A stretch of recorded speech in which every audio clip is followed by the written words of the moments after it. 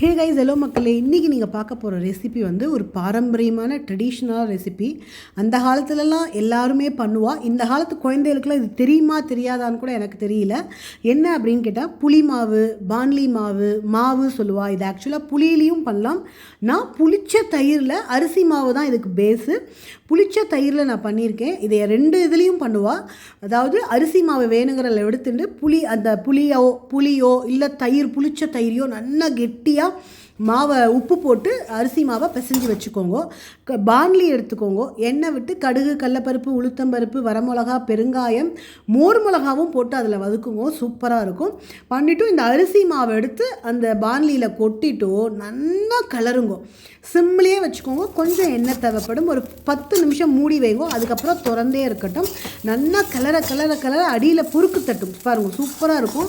இதை ட்ரை பண்ணுங்க, கமெண்ட் பண்ணுங்க. Thank you guys, thank you so much.